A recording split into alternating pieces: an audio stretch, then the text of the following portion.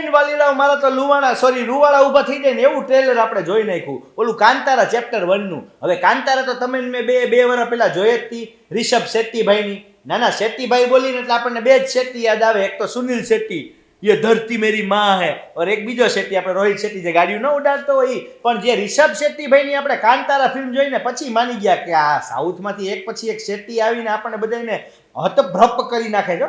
હતપ્રભ બોલતા ભલે મને આવડતું ન હોય પણ હતપ્રભ થઈ તો ગયો જ. એમાંય કાંતારા જોઈતી ને ત્યારથી મને એમ હતું કે આનો બીજો પાર્ટ આવે ને તો મજા આવે, પણ આ બીજો પાર્ટ છે ને ખરેખર કાંતારાની પ્રિક્વલ છે. એટલે કાંતારાની પહેલાની સ્ટોરી આખી એવી છે. આમાં રાઇટર રિષભભાઈ પોતે, ડિરેક્ટર રિષભભાઈ પોતે, હીરો રિષભભાઈ પોતે, હિરોઈન હિરોઈન તો એ નથી બન્યા પણ એ ચાહત તો એ પોતે એ કરી લેતા તો હાલે નહીં. એટલે તો હિરોઈન કે આમાં તમે જોવો ને એટલે દેવસેના તમને યાદ આવશે બાહુબલીની.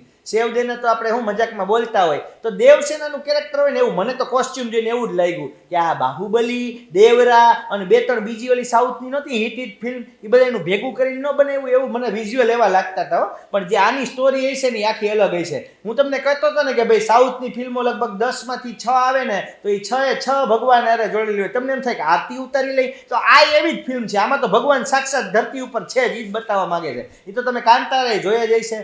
બીજું મારે તમને કહેવાનું તો એક જબરદસ્ત માણસ મેં આની અંદર જોયો, ઓલો ગુલશન દેવૈયા. હવે તમે યાદ જ છે રામલીલામાં નાનું કેરેક્ટર, પણ હું તો એને હેડ સ્ટોરીથી માની ગયો.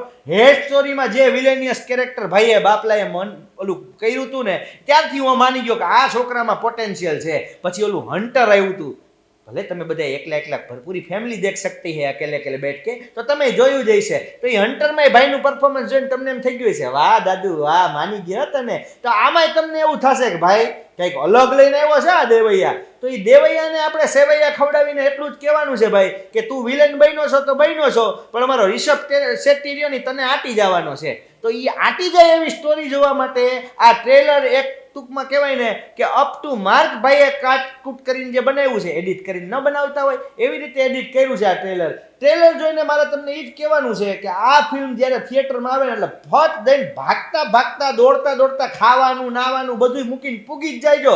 મારે તમને એ જ કહેવાનું છે કાંતારા ફિલ્મ જેટલી તમને મજા આવી હતી ને તો આ ચેપ્ટર 1 તો તમને આખી અલગ જ મજા આવશે. આમાં એક સરસ મજાનો ડાયલોગ હતો. એક છોકરો પૂછે શું ભગવાન અહીંયા આવ્યા હતા? એ કે આવ્યા નથી, ભગવાન અહીંયા જ છે. અને એ જ્યારે ઓલા રિષભ શેટ્ટીની આંખોમાં આમ આપણે જ્વાળામુખી જોઈ ને ત્યારે આપણને એમ થઈ જાય કે ના હો ખરેખર ભાઈ ગૂઝબમ્સ આવી જાય. મને ઇંગ્લિશ આવડે થોડું હાંકી લેવાનું ને તો હાંકી લીધું. તો કાંતારા ચેપ્ટર 1 નું ટ્રેલર મેં તો જટ દઈને જોઈ નાખ્યું છે. તમે યુટ્યુબ ખોલીને જોવા માંડો અને લાઇક શેર અને સબસ્ક્રાઇબ કરી નાખો તરત કાઠિયાવાડી કડાકો. એટલે કાંઈ આપણે ભડાકા ને ધડાકા કરવાની, સમજ્યા ને? કરો સબસ્ક્રાઇબ.